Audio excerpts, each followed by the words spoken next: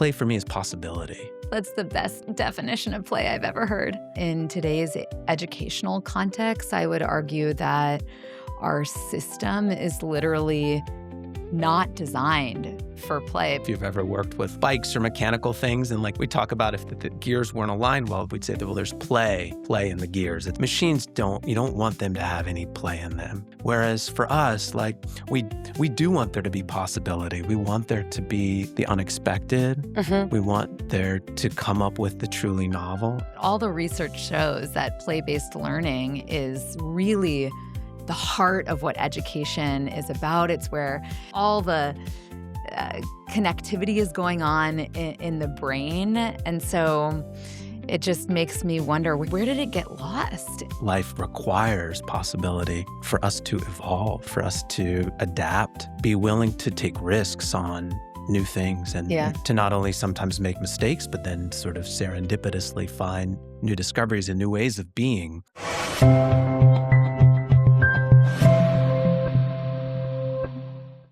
Michael, I'm so thrilled to just dive into this conversation with you.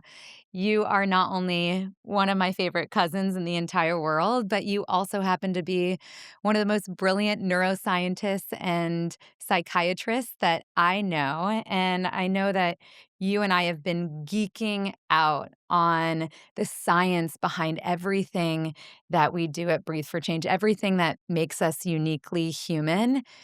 And here we are. It's the start of summer, and so many of us as educators, millions of us all over, are just in this space of having gone a million miles an hour for 9 months, doing. And then we get to this moment of summer, and while we might think it's going to be a relief, so often it's just a crash. And then there's this like, collapse, so to speak, that happens. And I'm so curious if you can turn on your neuroscience hat for me for a second.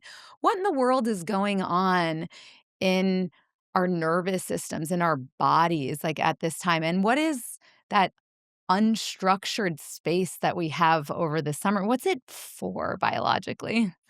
Well, Ilana, that is such a fun question, and it's really fun to be here back again. And Yeah. thank you so much for having me today. Always. It's Always like fun. the conversations we have all the time, every day, Just gonna but keep them going. yeah. Yeah, exactly. And immediately I'm transported right back to what it was like for me at the beginning of summer. My kids are almost out of school right Yeah. now, and I can like feel the excitement, the anticipation. But for me, man, it was sad. I did not want school to end. I don't know. Yeah. Does anybody say that anymore? And I don't. I sure hope so, I but don't. So yeah, it's a real change, right? mhm, And once you're out in the kind of working world, we don't have that like mhm. slow down time, that sort of seasonal adjustment like we do in our school year. So then, yeah, what's going on? What's that about? You've been Yeah. moving a mile a minute. And I mean, the first thing that like I think of around this is just how important it is for our bodies to have Mhm, periods of rest. I mhm. mean, we are constantly built through different sorts of cycles, right? We have to sleep, right? So I mean, maybe Oh, I could use some of more us sleep. some of us forget these sort of real basic Mhm, these basic cycles to our lives, right? That we go and then we need time for rest. We need time for recovery. mhm. Every single organ system, it's not just the brain and the nervous system that needs time to recover, but all of our cells, they operate differently when we're awake than when we're sleeping. Our Hmm, circadian rhythms, right? That sort of cycle that we go through day by day. Rest and recovery is so important to mhm. us. And so then it kind of comes up in this seasonal way, like Right. when we hit summer, right? And What's happening for educators, like, yeah, in our bodies? yeah, no, it's a really I think it's something we should sit really deep with today, Yeah. and then that's like what we're gonna dive into. Mhm. And what we've one some of the things we've talked about before here that I think are really important, right, is to just think about the different balance within the nervous system, right? So I think when we're in school, when we're teachers, when we're at our jobs, we're constantly go, go, go. We're Mhm. working, right? So we're relying on our sort of sympathetic nervous system. Mhm. Sometimes we call that fight or flight. Yeah. And This energy. exactly, exactly. And then there's the rest and digest, the Mhm. other side of this nervous system, the parasympathetic. Mhm.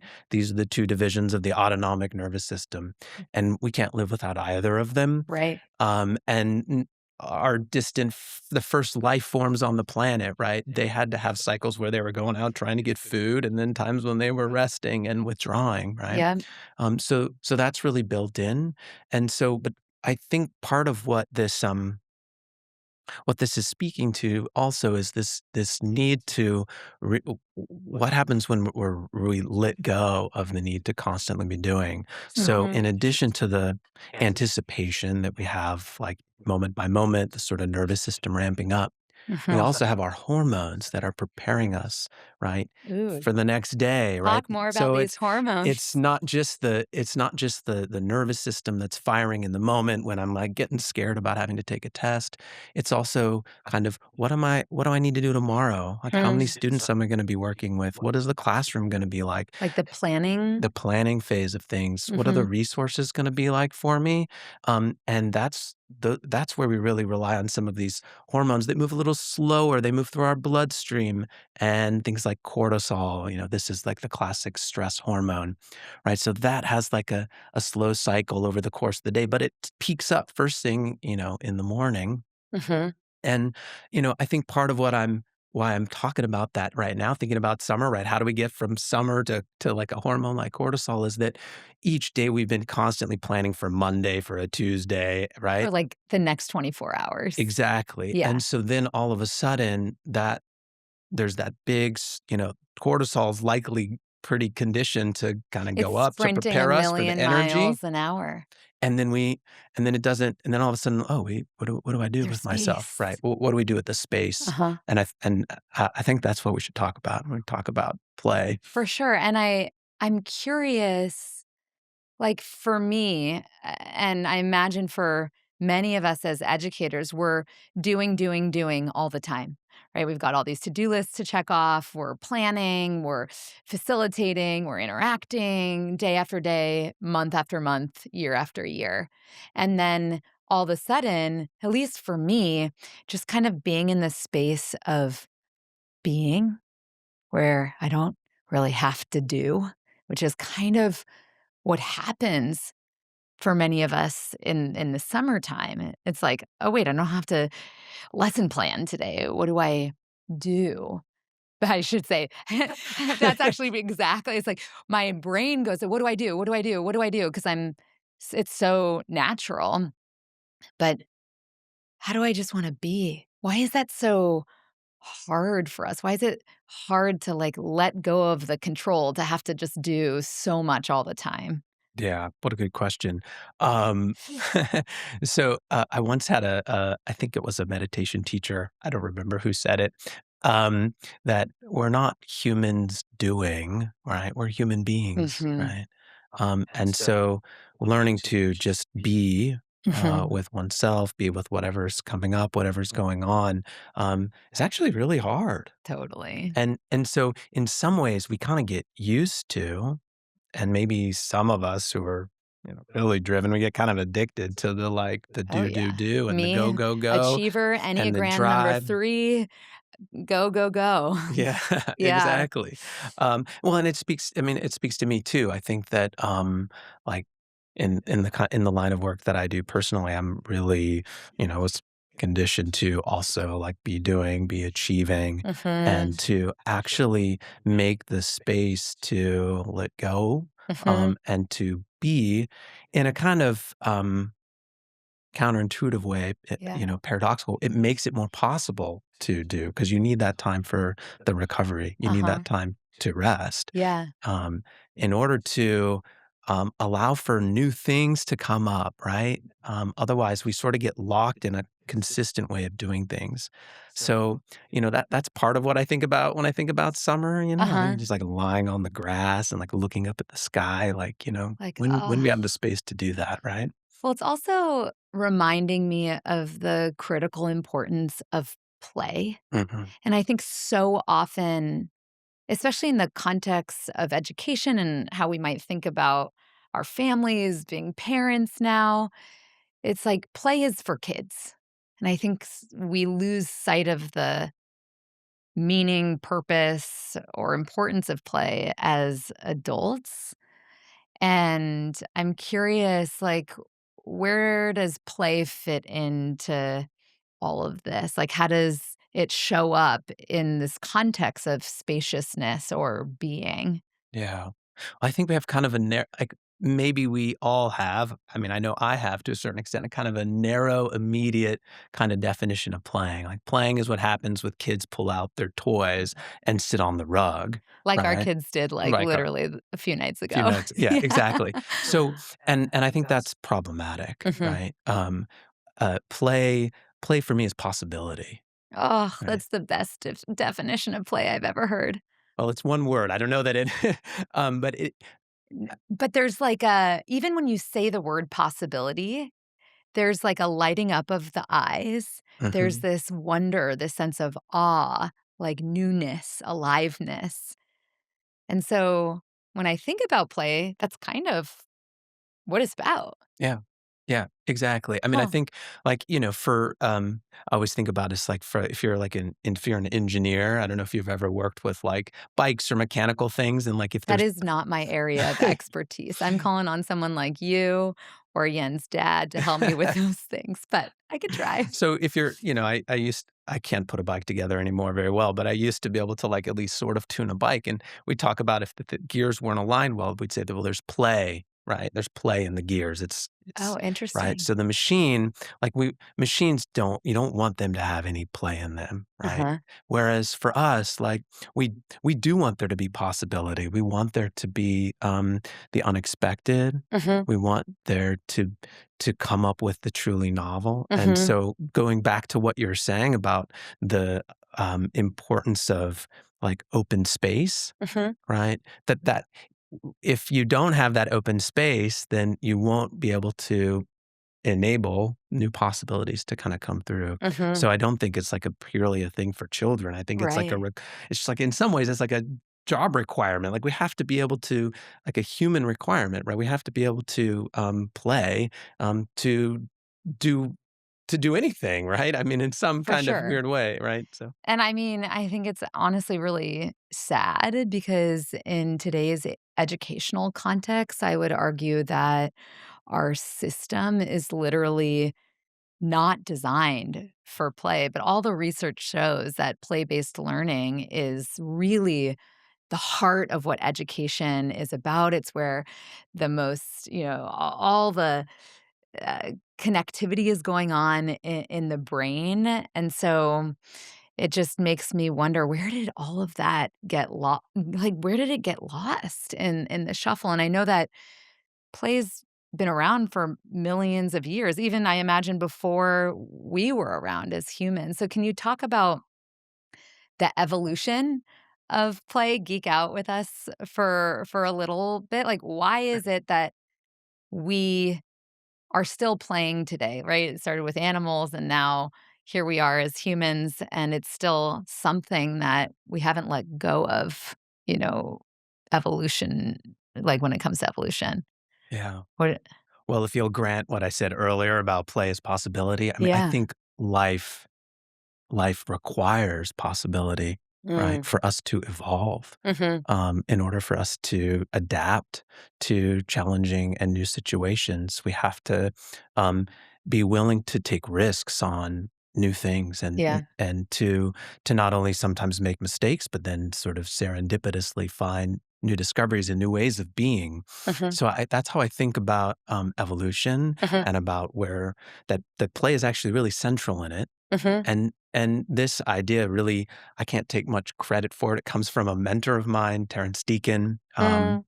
He's now an emeritus professor at UC Berkeley. Go Bears. Go Bears. And Terry has this really, I mean, he's done a lot of work in a lot of spaces, but Mhm, most recently he's working on a book on the importance of play in evolution.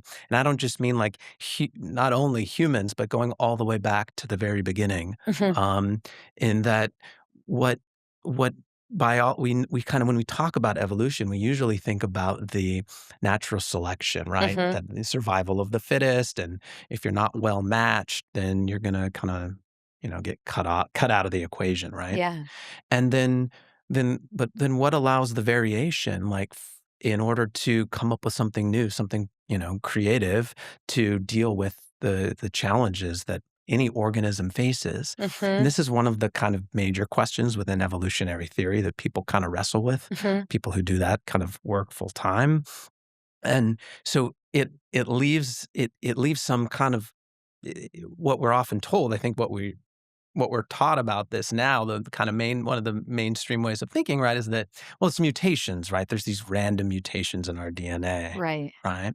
And as it turns out, it's not so random. Ooh, say more. Yeah. Then what is it? So it turns out that, like, when organisms are under certain kinds of stress, or actually when there's a release of stress, the Like over mutate the summer for teachers. the mutation rate changes, Huh, the behavior changes, and organisms can actually invest energy to sort of, like, change their mutation rate in order to, like, basically create the possibility of doing something different, huh. like, to play. To call it play is probably not quite right, but it's to create possibilities. Play in the sense, like, like kids playing, but it creates new possibilities. So if you look at, like, just where our cells come from, like our metabolism, Mhm, all of these different all these different biochemical processes, mhm. um, that all had to, like, come about from these sort of mysterious accidents, these and Yeah, happenstance. so cool. And so what the biochemists call it dark energy. It's like dark metabolism. It's like, what are the reactions inside your body that, like, we don't know why they're there? And it turns out there's all of these, like, Huh. reactions that we don't know why they're there, right? Uh-huh. The compounds don't it doesn't line up with what we know about biochemistry. And so people think that's how life, like, how these new pathways evolved, how we just generated new biological parts and things, right, is by playing. So in a Right. way, play becomes, like, not just this sort of thing that evolution was kind of moving towards in, like, mammals and people, but was Mhm. baked in from the beginning. It was always about play. Ugh, always been about play, and, I recently read that over the last decade, they've seen a drastic decline in kids experiencing independent and creative play in schools and in their lives, and that is one of the primary reasons for the mental health crisis that we're seeing in schools all over.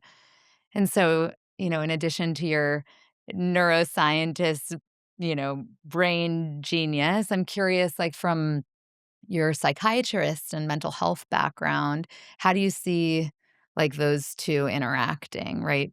The reduction in play leading to mental health, like, what's that about? Yeah, I mean, it's a big question. Mhm. I think that, um yeah. There's a lot of different elements in this, right? So Mhm. the nervous system piece, like, that Yeah. we were talking about earlier, and stress, and kind of like the what we sort of force children into doing, right? Without giving them the space to kind of have the space to be creative, right? For And I mean, I to do even do novel that things, as a right? parent with Right. Aaliyah and Zoe. I'm like, "Oh, no, you can't do this, and you have to do it this way," and I'm like, "Oh, no," I'm, Yeah. like, perpetuating all the things about myself that I don't actually like, this, like, control Correct. part of me, and Right. just giving my own kids the space to, like, fully explore is an edge. Because we have to let go. As That's right. parents, we have to let go as educators to give people the freedom, the flexibility to engage in authentic play where their imaginations run wild and their creativity is sparked.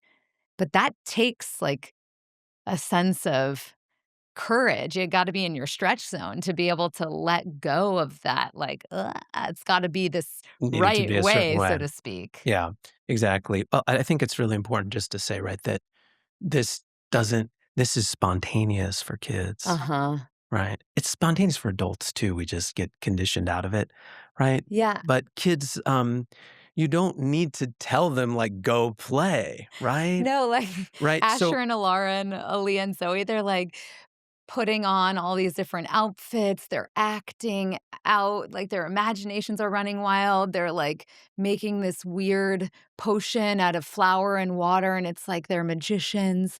I'm like, "Gosh, if we didn't lose that as adults, what would the world look like?" yeah. Exactly. Yeah. So I think, how you get from there to the, like, mental health crisis, like, I think Yeah. it's multifactorial. I'm not sure I know enough to tell you, like, "Oh, it's because we don't let our kids play." I mean, it's probably a symptom, Mhm. right, of a larger issue. Mhm. But I do think, right, that, there is something, it goes a little bit back to this kinda evolutionary story, right, which is that we Hmm. I think we need food, we need emotional and social connection, Mhm. but we also need the space to imagine, Mhm. to think about what's possible, Mhm. to not feel like we're boxed into a Yeah, room. Like humans don't like that. We want to like come up with the totally. new things. So, especially in children, that drive is really pronounced. And so, in a way, I think it's fair to say it's kind of a biological imperative. And Mhm. so, if you are clamping down on that, or even in ways you didn't anticipate clamping down on that Mhm. free time, then you might end up feeling, vaguely not connected. I'm starting to feel depressed. Like, Yeah. what's the meaning of my life? What's going on? Those questions start to kind of emerge Mhm. from that. But I'm not sure it's interesting, right? Because I don't think people would sort of say like, "Oh, yeah, like, the reason why we're depressed is you're not playing enough," or the reason why kids are, not doing well I from a mean, mental health but the perspective. data is But the so data's there, so interesting it's because, great like, that there's researchers who do this kind of even thing. even recent data said that high schoolers Yeah. have reported, like, 40% of high schoolers reported feeling persistent experiences of hopelessness and sadness, and that's, a few years ago was 30%. So we're seeing an increase in experiences of hopelessness and sadness, and when you experience play, those 2 things are completely contradictory. It's almost Yeah. like when you're literally in that space of creativity, purpose, imagination, Mhm. play, hopelessness and sadness, like those more depressive experiences don't aren't quite as present, at least in Yeah. my experience. Yeah, I think that's true. I Mhm. think people can also learn, especially as we mature, to like play in the midst of depression and sadness, For to have sure. this kind of space where what could is that even possible? Um, 2 things can be yeah, true. these sort of like paradoxical linkages. Um, but there's, if I can just speculate a little bit here Mhm. on this, like, is you were asking also kind of about the nervous system, Mhm. right? The role of the brain, and Mhm. we kind of anchor on that, and maybe sometimes too much. But um, Not with you. Never too much. when we think about, what the brain is doing, right, Mhm. in moments of mind wandering and daydreaming, Mhm. there's this whole, network of brain regions. It's called the default mode network. Really kind Mm. of a ridiculous term, right? But Say that again. Default default mode mode network? network. Yeah, I know. Um, but it's one of the few brain Oh, networks that's science. made it into the New York Times and Oh, things like wow. that. So it's Okay. it's it's and but it's just what we default to when we're not on task. Mm. Isn't it interesting how neuroscience framed it? It's like, oh, well, you're on task and you're not on task, and this is what you default to. Oh, that's like just like schools. It's like, "Ugh, it's this way, you gotta be on task." And if Right. you're not, then, gotta bring it Exactly. back. Right. Yeah. But this is also that same that's that same, set of brain regions. It's active when we're kind of ruminating, when Mm, we're depressed, when we're kind of stuck in our kind of thought loops, right? mhm. And it's because we're not able to get into these other possibilities, right? Right. That I think play enables. So yes, there's the biology is overlapping in some way that I think is really important. Yeah, and, you know me, I'm an anxious type, and, like, when I get into that loop of being anxious, especially about what's gonna happen in the future, possibility is the last thing that I'm experiencing. It's more it feels like there's, like, one narrow, scary path and Mhm. or only I'm thinking of the worst case scenario kind of situation, Yeah. and so I'm curious, like, when you're working with folks or when educators are, transitioning into the summer, carrying the weight of the world on their summer, and they're just not able to, I imagine, at least I wasn't just like, "Ooh, be really playful," like, immediately. It's like, how do you make that transition and hold likely the anxiety, the tension, the maybe even depression or the weight that we've been holding for so long and still try to access that recovery, that play. Like, how do you hold both in a transition? Wow. Answer it, Tough Michael. tough questions, Alana. You always, have good ones, though. Yeah, This is why I love talking to I you think all the time. You just, you always have some new insights. So, yeah. Well, it's gonna be different for everybody, of yeah, course, of right? course.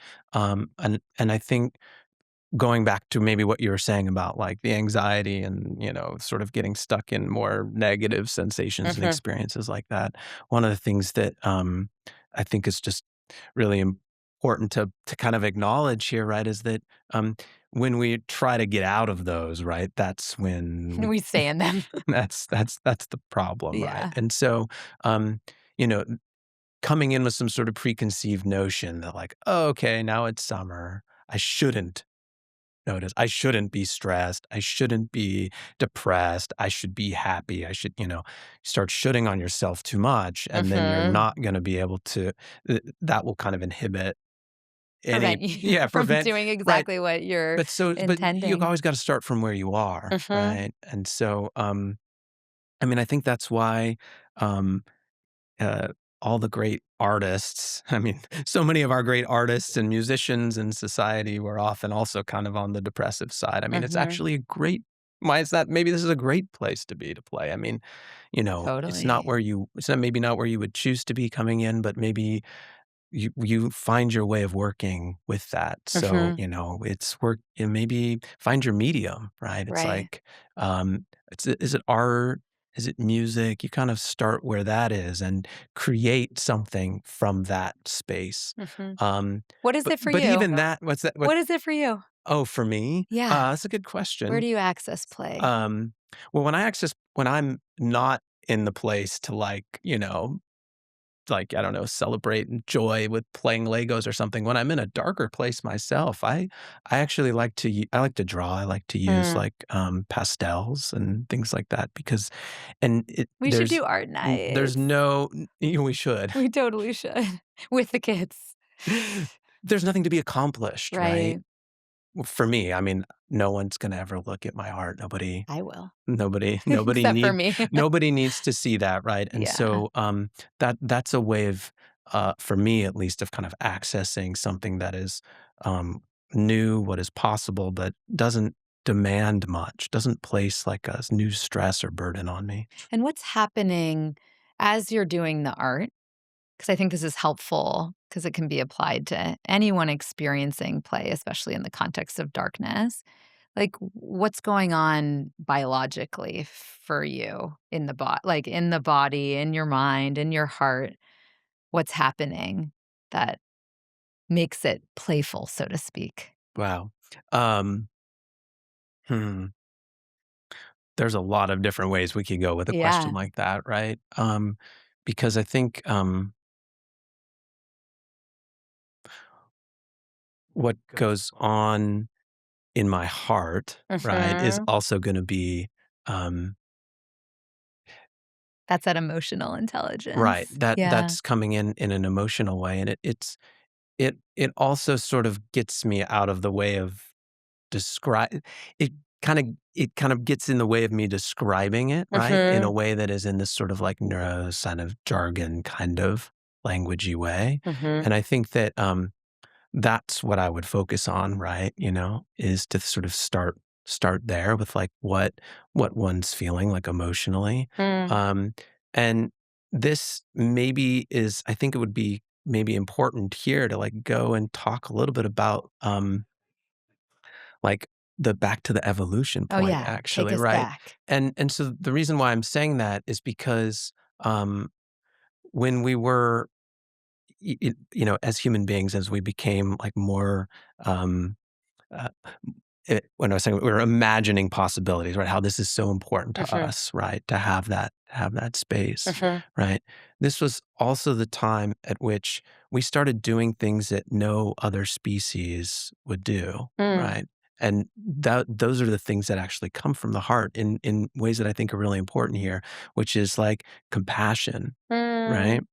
Mm. And so having compassion for myself, right? Mhm. Having compassion for others, that being in that mindset makes the creative process possible. So, Oh, so, but interesting. so, but the reason why here's the biology of that, right? Which is that we started caring for our disabled, members of our social group as millions of years ago, without Hmm.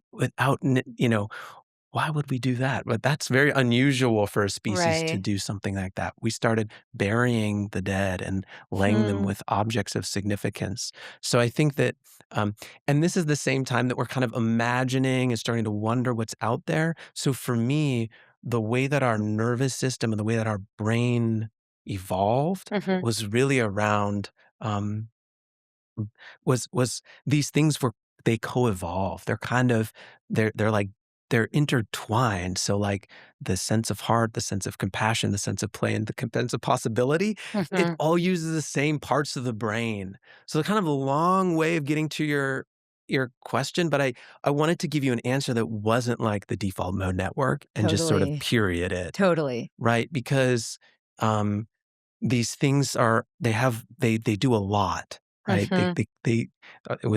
Within the nervous system, it covers all of the domains of your curriculum, right, for example. Right. So I just wanted to really underscore how, like, there isn't like a singular biological process for play. It's involved in all these other things that also make us human, including language, which we didn't talked about. But yes, that I think that's just important to emphasize. Well, and that's why, when we co-created the human intelligence framework, we looked at those 5 layers that make us uniquely human, right? Somatic intelligence, the intelligence and wisdom of our bodies, emotional intelligence, our capacity to feel deeply as human beings, and then cognitive intelligence, our capacity to think and be creative with our minds, relational intelligence, which is definitely a human thing, right? Experiencing deep connection in relationships, and then ultimately universal intelligence, where I think this like wonder that you're talking about, this sense of connection to something greater, purpose, that's like all of these layers of literally being human are so interconnected. You can't like pull apart the body and then be like, well, that's really different than the emotional experience. And that's really different than the mind and how we think. Like all of them are so connected. And I'm so curious because everybody's talking about AI. I mean, literally. I mean, you and I even are like, what is going on? The world is rapidly changing. What does this even mean for how we are going to operate and be as human beings? What still makes us uniquely human? What is the role of the educator in teaching and learning? I mean, the questions go on and on when we're thinking about the advent of AI. And I'm curious when you're thinking about these topics of play and imagination and creativity and purpose that you've been talking about, are these the things that separate humanity versus, artificial intelligence? Like, how do you see those 2 playing? Yes. Yes. Yes. To say it bluntly, yes, period. Yes, period.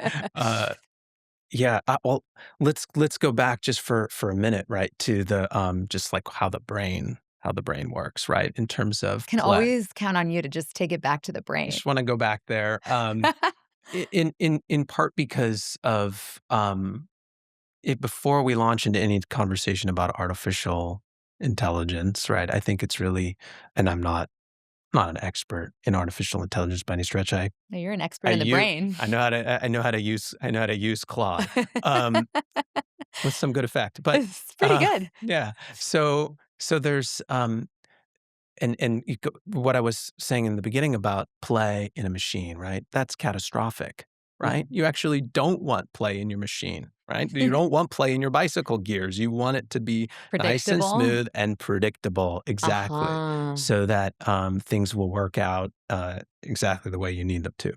Um, Interesting. so, and what's interesting with the way that the brain works, right, is that it's always playing actually, and I mean that all the way down to kind of like the basic activity of a neuron. If there's no input Mm. to neurons, they spontaneously are Hang out, active. play, Yeah, they're float around. constantly firing, they're constantly Uh-huh. generating activity.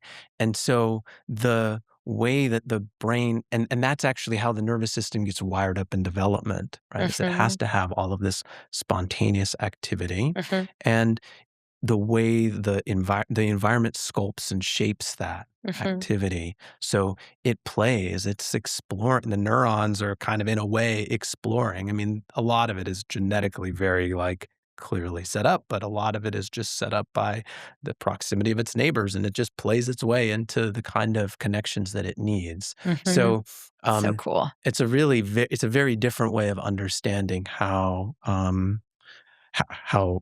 you know how something works, right? I mean, because we're so used to, I think, talking about things from the model of like a Mhm. machine or something like that. And so when you've been going a million miles an hour, like our educators have been going, and then there's this, like, transition moment of summer. I know Hmm. a lot of teachers are still in summer school and doing a million things, but they're generally, for most educators, is a little bit more a little bit more space. Hmm. So, how does all of this kind of map onto your thinking around, like, okay, how do educators embrace this time? What's the purpose of this time? How can they kind of reinvigorate themselves during this unique period prior to doing it all over again, Hmm. like biologically, physiologically, and just like in their day-to-day experience? Yeah.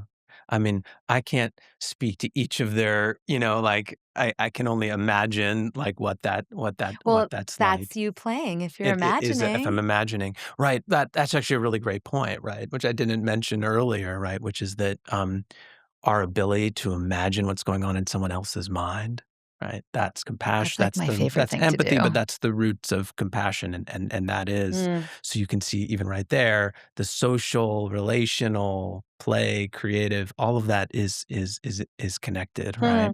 Hmm. Um, but the for when what is that for, right? What do you do with this space, Yeah, what do you right? do with a space? Um, and there's a phrase from like one of my favorite, actually is a poet, Keats. It's called negative capability. Mm. And you've probably heard me say this before, I've which, heard you say the term. You love yeah, that term. and because to me that's what this is what makes play possible, which is negative capability is the capacity to rest in mysteries, uncertainties, and doubts without irritably reaching after fact or reason, right? Mm. So that's what Being in the unknown. yeah, exactly. Just being in the unknown, not knowing what's going to be coming next. It's deeply unsettling, actually, right? Totally. You don't, that's not, Especially as a control freak like me. Yes. Well, and me too, right? I Yeah. mean, so I think maybe this is why I like Us I overachievers, anchor we're so control much freaks. What can on. you do? That's why mystery is so important to me, right? Because I'm like, okay, I gotta let go of my own stuff all the time Yeah. and just try and move into the mystery. And each person is going to have a very different, encounter there. Mhm. Uh, and and and it goes right from the relational aspect of your curriculum all the way into the kind of universal Mhm. intelligence, right? Because oftentimes you open to that negative capability and you're like, I don't know.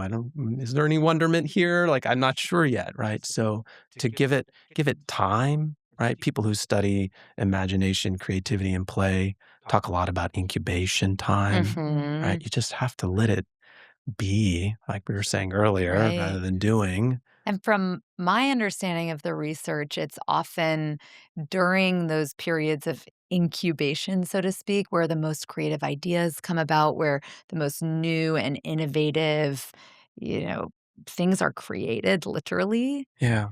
It's like, you're in the shower and all of a sudden you're like, have this brilliant idea. Yeah. It's not like when you're, sitting down, like doing your homework Yeah. necessarily Yeah. in some like structure that you need to do. It's when there's actual space. It's just it kind of Yeah, comes. that's right. People always have their It's like insights in them the when you finally spontaneity. let go. Yeah. Yeah, yeah, it's really amazing how It's many great scientific discoveries happen from people's dreams, yeah. right? That Come to happened to people in me last moments. night. Was I woke up at 4 a.m. and I had this wild idea about some really what I thought would be a meaningful assignment that we could integrate into our master's program, and it was like I hadn't thought about it before, but it was exactly what I knew that I thought the educators would benefit from, and I literally just couldn't go back to sleep, so I opened my computer, I wrote out all the ideas, and then I was like, "Oh," and I went back to sleep, and now I shared it with my colleagues, and now we're, like, going with it. But, like, I That's wouldn't great, have come up with that idea, like, if I was just doing work. It, right. like, just happened. Although you had to do some work. For That's what's interesting sure. about it, right? In fact, you For probably did a sure. whole heck But ton it of a was, lot like, of in the work, right, spontaneous it was in the to prepare space for it. between. Yeah, it's part of this rhythm, right? Maybe Mhm. that's part of the rhythm here of like the next school year is gonna be different. I Yeah. need this space to breathe and to like reflect on what was the curriculum, how was the class last year? What do I imagine next year will be like? There's these cycles. I think those rhythms are really, really important. Yeah. Um, I also think you know, we should go back to the AI Oh, yeah. because Yeah, you didn't go we there with didn't me. I want you to go we there. didn't finish that conversation, but I think because so much of what's happening with AI and large language models in particular, right, is in language, right? Mhm. Um, and so that is got to be one of the most defining things, if not the defining thing that distinguishes us from other animals, right? Makes us As human. it makes us human, Mhm. and so and and of course, interestingly, it comes out of like, I think, out of that kind of space of compassion and imagination. That's also the same time we start using symbolic Mm. language. So what do I And it's also when young kids start developing those skills of connecting with other people when e they can start exactly, to talk. exactly. First, it's just me, and then all of a sudden it's like, "I love you, Aaliyah, Yeah, too."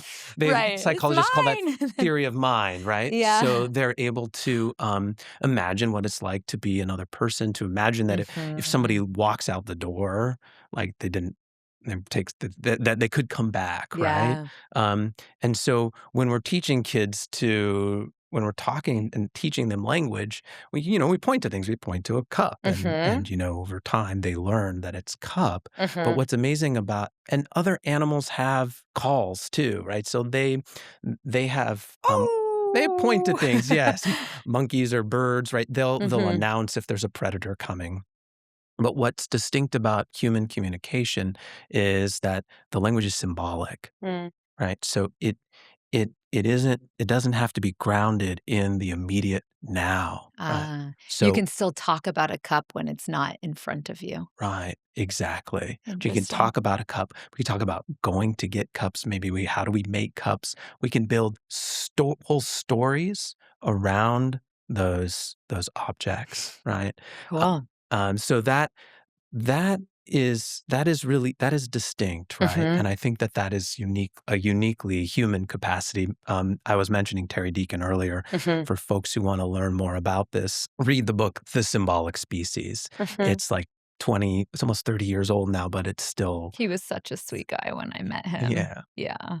That's great, and so that book still it still holds water, like, Wow. it's really stood the test of time, and so that symbolic level reasoning, symbolic level processing is really a distinguishing characteristic of human beings, Mhm. and because we can access um, because our language allows us to be a little bit ungrounded from the here and now, to imagine what might happen in the future, to anticipate in language, that is possibility, right? So Mhm.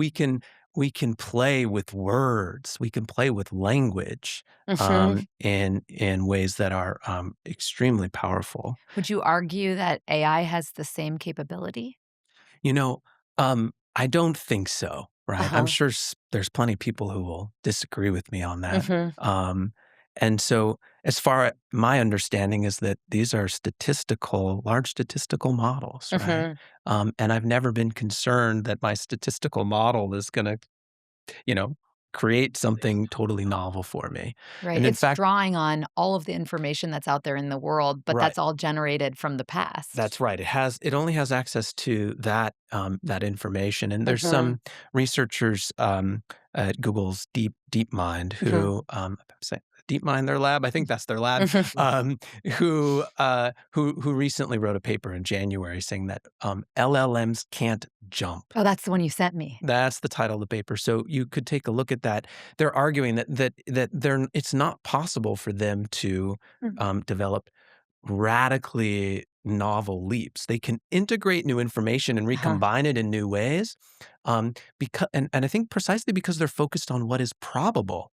What they're doing is they're Mhm. predicting what's the next stage, But and their not win what is possible. right, exactly. Their context window can get bigger, and they can change the weighting on what is probable, right? Mhm.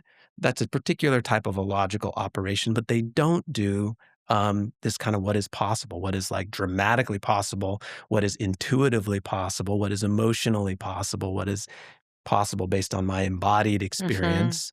And so I think that's where all that comes from for us. I feel for us, all of play is dependent on all of that, and that's I don't think AI has that. Yeah, It doesn't mean it can't model it or totally. simulate it, Uh-huh. right, in all of But these it's ways just that are not useful tools. inherent within there's no body of it's a computer. Yeah. It's a system. It's not they don't feel deeply the way we feel emotionally. They don't experience sensation the way we experience sensation, tension in our body. They don't experience like different thoughts moving through their mind. They're just drawing on information, but it's not like inherent in the AI itself. Yeah, no, I mean, I don't I there's I don't think they experience, right? So Oh, there there's it is. They just there's don't they don't experience. experience. I mean, there's the philosophers will debate this sort of thing. John Searle is UC Berkeley. You know me, I'm just always talking about only the UC Go Berkeley Bears. folks. But Our he had family is this very biased towards famous UC Berkeley. we are. He had the famous Chinese room thought experiment, which is like if you're in a room and I give this giant table full Mhm, of Chinese characters, and I give you Chinese characters and you look them up, and then you send out the right response for each of those characters, and you do that for hours and hours, and all you're doing is taking one Chinese character, looking up and translating it back mhm. out. Would you actually learn Chinese? Would you understand Chinese as a Oh, result of being able to do that? and what's the answer?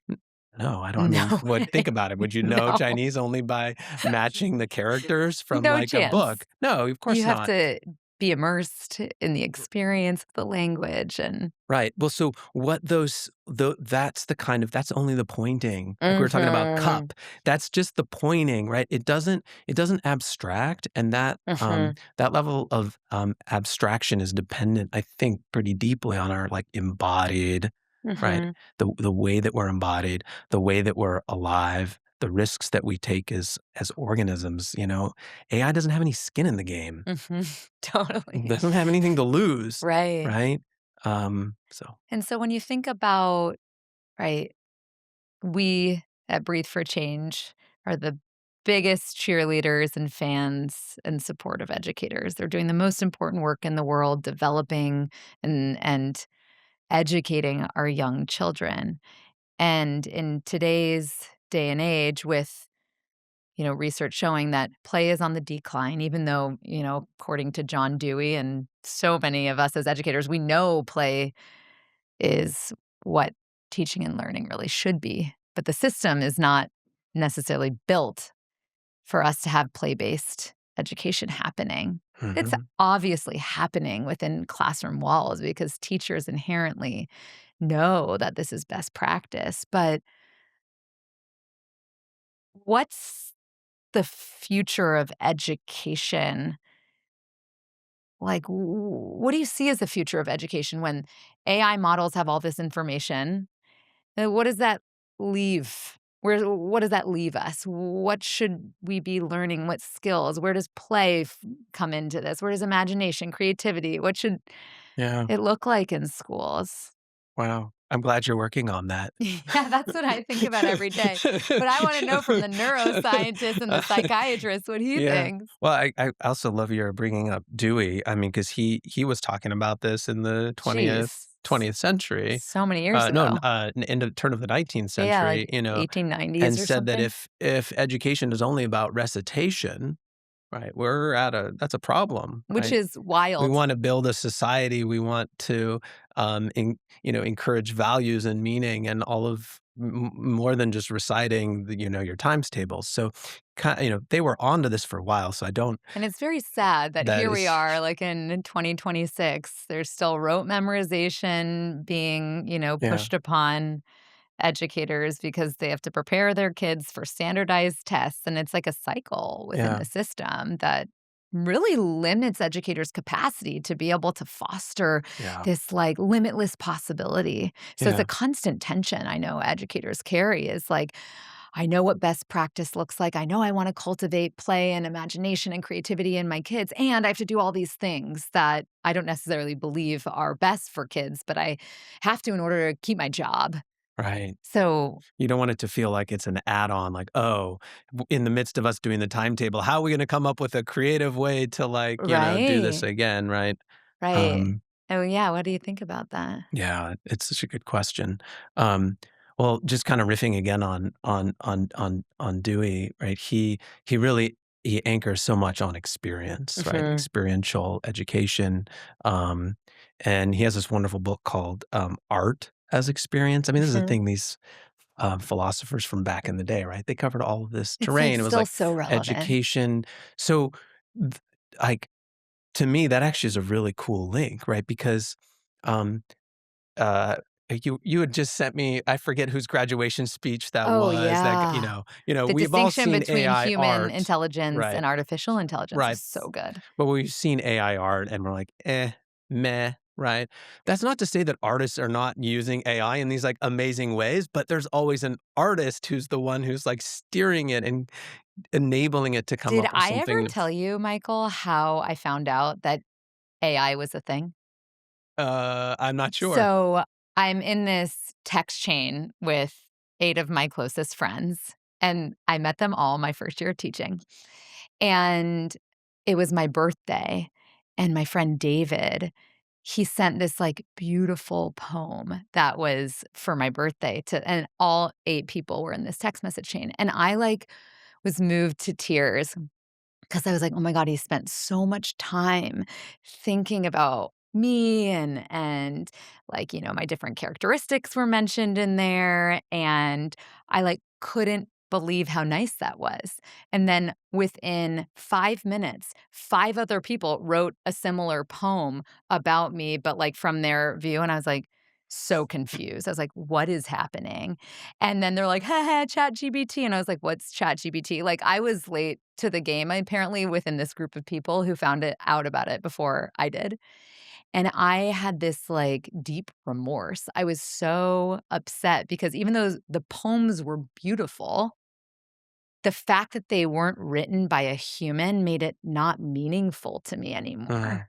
There was mhm, something about the inherent art and intention and love mhm. that that people pour into creating something for another person or sharing something with another person that's so meaningful and beautiful, and that got, like, stripped away when I knew it actually wasn't them spending the time to do this really beautiful thing. Now, then it blew my mind, and I was Yeah, like, of "What course. is this thing?" And I downloaded it, and, like, Yeah, now I use it all the time as a thought partner, but not, like, to generate new ideas. It's like, how can it help yeah. me as I'm guiding it?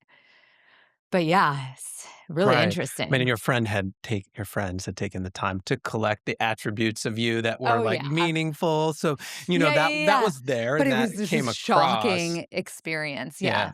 yeah, and we're sort of and that was early in the day now. Now we have, Oh, like, yeah, a this little was, bit of a like, feel a for, year like, and a half some ago, of 2 the years ago. aesthetic that kinda Mhm. comes out of it that's sort of limited in some way, so Mhm. I think that aesthetics will become increasingly important, right? Yeah. Actually being there, being able to be with people, to have performances, Yeah. poetry readings, Yeah. I think bringing art into the curriculum, Mhm. um, front and center, Mhm. I think will be really important because it will cultivate some of these, human qualities, Yeah. right? Help children, explore and play in a way that machines won't be able to do, but then they'll be able to learn to work with them. I mean, I don't know what the future holds with respect to all of that. Um, I try to take a good dose of negative capability on that, right? And just don't. Totally. I don't know. Yeah. But I'd like to imagine a world, right, where it forces us to redouble to turn back our thinking, our approach to being more centered on creativity, centered on the arts, and also Yeah. centered on like value, Yeah. um, and things that will be probably create some interesting tension because for a long time we've thought, oh, that's a space of religion, right? Mhm. And other aspects of society. Mhm. Dewey was really into trying to figure out, okay, what's the role of the school, if there's a church, if there's Yeah.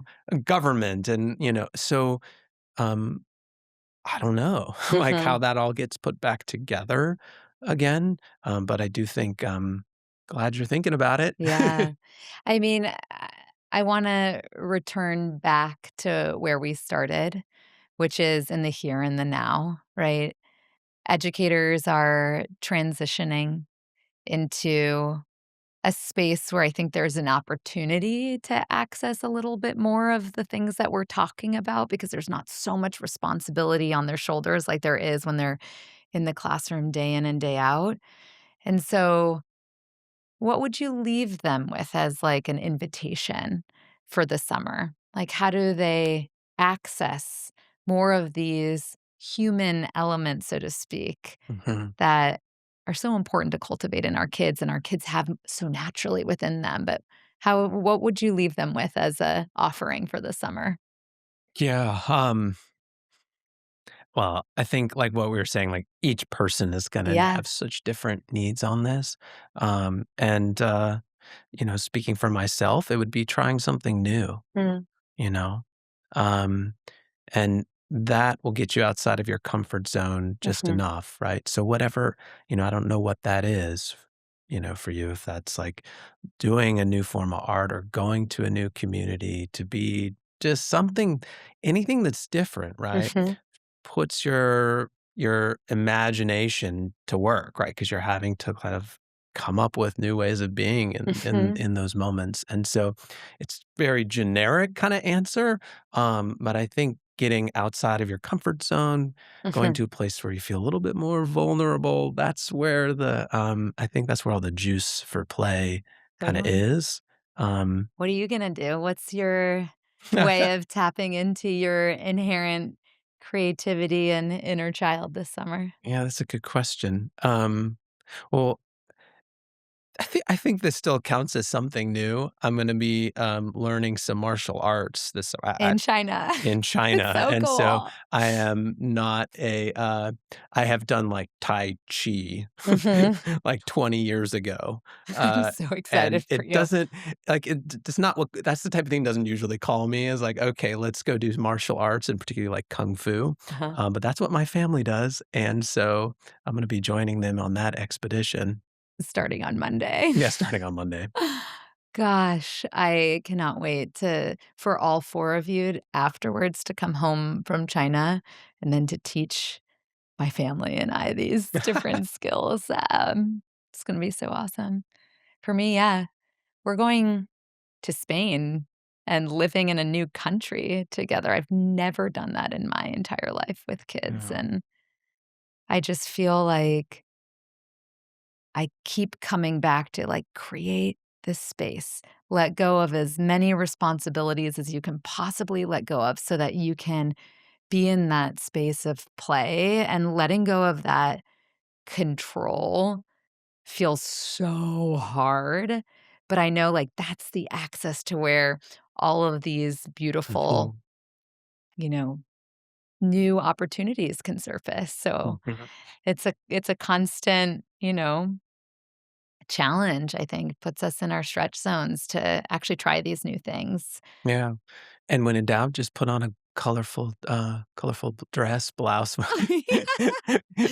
When my Get up. when Michael when I woke up this morning, Michael texted me, he's like, "I figured out what we're gonna talk about on the podcast. It's play." And I was like, "It's play? Well, I know exactly what I'm gonna wear. The most playful, colorful outfit and these, like, rainbow heart earrings, and let's go play." Yeah, and I wore the most generic thing I could find, but, go figure. It's so you. Well, I love you. Thank you so much, as always, for just having another one of these beautiful, insightful conversations. I feel so grateful that you're my cousin. We get to talk about this all the time, but that we also get this space to be able to share more broadly what we're thinking about. So Yeah, thanks so much, Alana. Let's do it again soon. you're the best. Yep.